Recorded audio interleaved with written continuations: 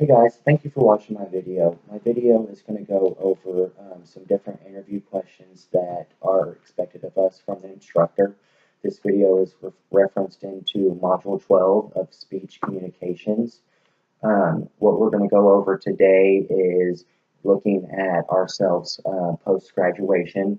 I will say, off the record, I am graduating in a month, so it is going to be a very realistic thing in my future as far as looking for jobs that I'm interested in. A little bit about me is I've got a lot of previous banking experience. I've worked for several different banks, starting with personal accounts and opening commercial accounts and going into teller management, commercial client services, which kind of focuses on treasury management. What I'm going to do today is interview for a job. It's a commercial banking job, kind of a loan-focused job for Simmons Bank. I don't know a whole lot about Simmons Bank. It's referred to me that it's a bank that has purchased a bank that I do have a lot of knowledge on, and that bank is Stillwater National Bank, or also known as S&B Bank. And so S&B Bank originated out of Stillwater. What I heard from a bunch of different colleagues and just kind of the grapevine of banking is that S&B Bank is a really great bank. I've even gone on a couple interviews with them in the past and did take other jobs. However, what I've learned by that bank is that they are very ethical and they are just a very community-focused bank. Well, I recently found out that that bank had been purchased by Simmons Bank. Simmons Bank they headquarter out of Arkansas. They're a $16.3 billion bank as far as assets go. The largest bank that I worked for was Bank First in Oklahoma City, and they were a $6 billion bank. So it's definitely going to be a step up for me as far as stepping into more of a commercial bank as far as me being used to community banks, but I think it would be an exciting role. So I'm here with my sister today, and she's going to ask me my interview questions. Brittany, are you ready? Hello. What can you offer us that someone else cannot? So I think something that I can offer people is a unique combination of my experience as well as my education. So experience going, working at my first bank at 18 years old and moving up, the banking ladder, kind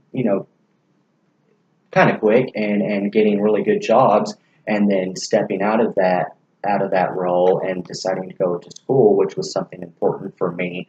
So between my experience and my educational experience, which is focused on business management and marketing, I think that it's kind of a unique combination that can offer the bank a lot of skills on both sides. Obviously, being a banker, you don't want to just, never work and go to school and just step out of that role and immediately go to the bank. It's kind of like the perfect world. You want somebody that has the experience, and you want somebody that also looks at, the education and getting, a tad bit for both.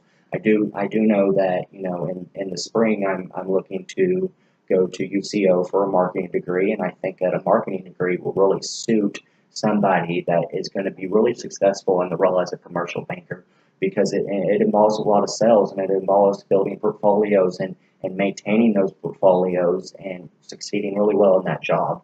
Also, I can say I'm a problem solver. I know that I've worked for a lot of family-owned businesses, even the banks that I've worked for in the past. They've been community banks. A lot of them are family-owned, or they've got a lot of family as far as executive roles and even on the board.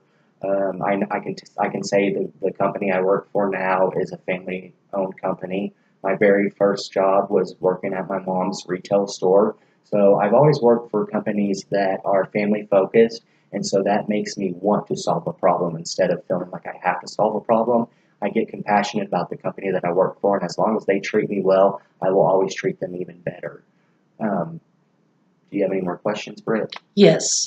What would you look to accomplish in the first 30, 60, and 90 days on the job? So I would say, in the first 30 days, I would like to get kind of a good feel for the company. I'd like to kind of kind of have some knowledge of my role and kind of understand what I need to do, as well as start making, friendly relationships with my colleagues and customers. But most importantly, I would like to focus on training. I would say in my 60-day realm, the most important thing to me would be, just really delivering on my tasks that I have to do.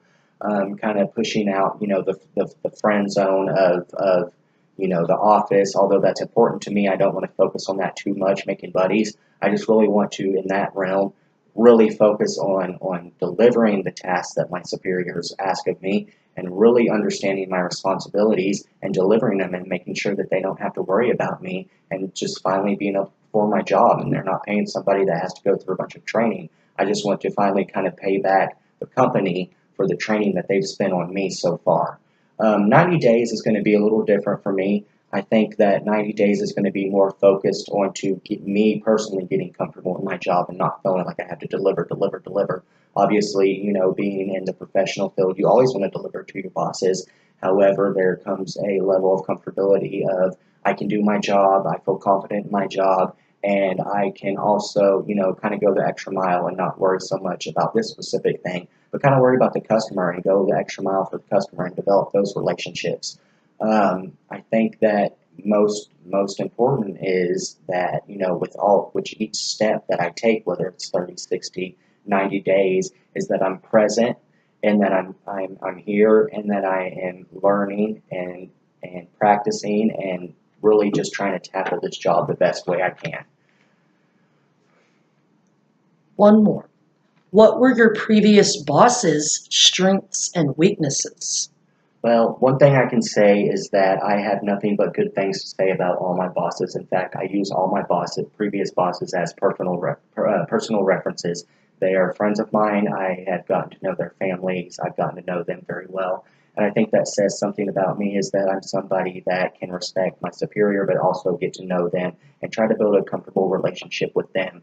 One thing I can say about my previous bosses as far as strength is, they've always been somebody that has held their staff very accountable as far as, consistency, responsibility, and, accuracy. Working in the banking world, those are three traits that you really have to have. And just really, honestly, just being awesome people. It's hard for me to think of weaknesses because I love these people so much, and I can't really think of things that they've done wrong. I think they've been great bosses. I guess I can think of one instance with the previous managers. She was so busy, and I understand, and I, like I said, I completely understand for her that sometimes she was unable to send emails in a appropriate time. And so I guess the only thing that I can wish for her is that she, maybe hired an assistant or maybe promoted a senior staff to kind of help her as far as addressing emails and things like that. Because of course my emails are very important to me. Her emails are equally as important to her. And so it could be frustrating not, getting the communication that you're kind of anticipating. And so I guess that would be the only thing that I could complain about. But honestly, I am so blessed to say that I've had a really awesome experience in my professional world, and I am happy to report that. So thank you guys for watching my video.